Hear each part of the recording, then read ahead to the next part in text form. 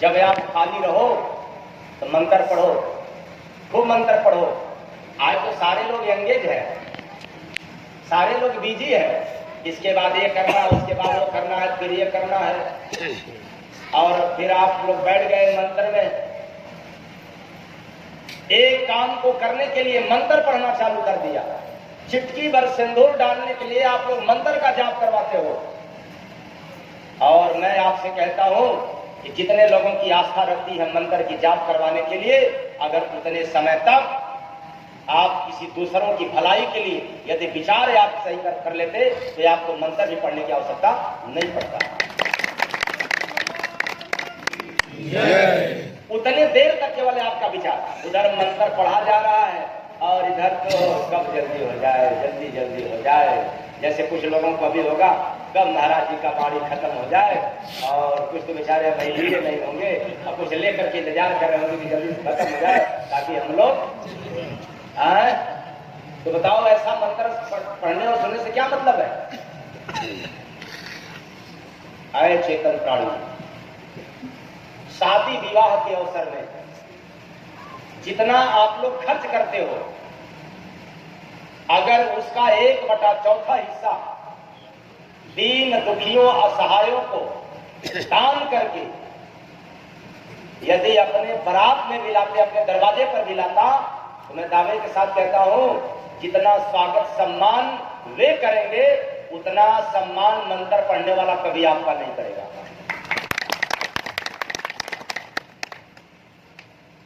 आपके पास पैसा है लुटाओ ना,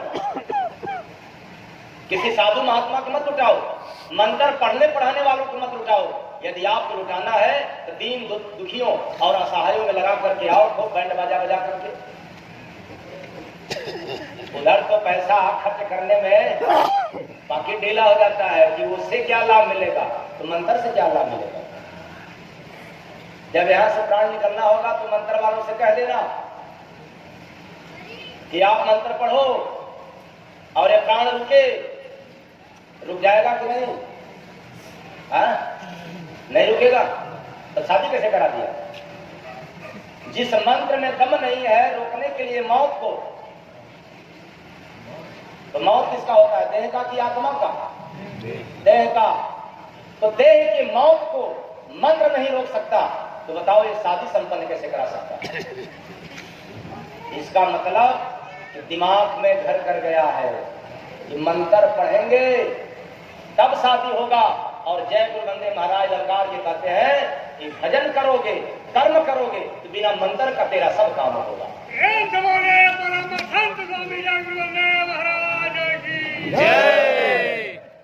क्या करने पर? मंत्र पढ़ने पर कि भजन करने पर? तो जितने भजन नहीं करते वही तो मंत्र में फंसते, वही उसको प्रधान मानते हैं, और जो भजन करते वो तो गोस्वामी बाबा की भजन पर ही जोर देते। इसलिए अय चेतन प्राणियों, इस आत्मा का ठिकान बड़े बड़े ज्ञानी विद्वानों को नहीं पता चला, लेकिन संत सद्गुरु के शरण में रहने वाले साधक को पता चल जाता है कि आत्मा कहां से आया है और कब जब जाएगा, कैसे जाएगा। वो रास्ता उसको मिल जाता है चमड़े की आंख से नहीं, ज्ञान से नहीं, विवेक से। किससे? विवेक से। और विवेक मिलेगा कहां, विवेक आएगा कैसे? बिनु सत्संग विवेक न होई, बिनु सत्संग विवेक न होई, राम कृपा बिन सुलभ न सोई। एक महिला साढ़ को खूब बढ़िया बढ़िया रोटी और उसमें घी लगाकर खिलाया करती। किसको? साढ़ को। तो यह दृश्य देखते कई दिन हो गया, एक व्यक्ति से रहा नहीं गया। वो यह समझा कि लगता है कि ये महिला गाय को ही साढ़ को गाय समझ कर खिला रही है, इसलिए उससे रहा नहीं गया और जाकर के खड़ा होकर के सवाल कर दिया। क्या कहा कि क्यों ऐसा तो नहीं ना भ्रम हुआ है कि साढ़ को गाय समझ करके आप खिला रही है? अरे ये गाय नहीं है, ये साड़ है और ये तो तबाही मचाया हुआ है इलाके में। मार मार के लोगों का हड्डी पसली तोड़ देता है। तो महिला कहती है जी मैं भी समझ रही हूं, ये गाय नहीं है, ये साड़ ही है, लेकिन हमारे हस्बैंड हड्डी के डॉक्टर हैं।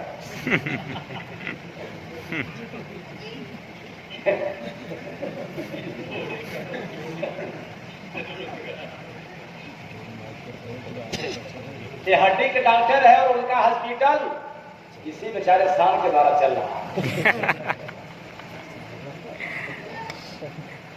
तो याद रखना, मंत्र के माध्यम से तेरा काम नहीं होगा, किसी गैर का होगा। यदि अपना निजी काम बनाना हो तो भजन करना पड़ेगा, आत्मा के कल्याण के लिए भजन करना पड़ेगा। इसके सिवाय कोई दूसरा उपाय न है, न कभी भविष्य में होगा। भजन तो करना पड़ेगा। और जो भजन में लीन हो गया, सारा खटकर्म से दूर हो गया। तो मैंने कहा कि समय कम है, क्या ज्यादा सुनाएंगे, वरना शादी विवाह के जब अंदर जब घुसेंगे तो बड़ा टाइम लग जाएगा, क्योंकि एक एक बात जो है कि कई कई मिनट ले लेगा। तो शादी विवाह के रस्म में आप को जो संदेश सुनाया उसके प्रति भ्रम आने की कोई आवश्यकता नहीं है। आपको नाव को देना है तो खूब दीजिए, खूब लुटाइए। किसी पंडित को देना है तो खूब लुटाइए। दान करेंगे तो अच्छा है। बिना मंत्र का दान करो,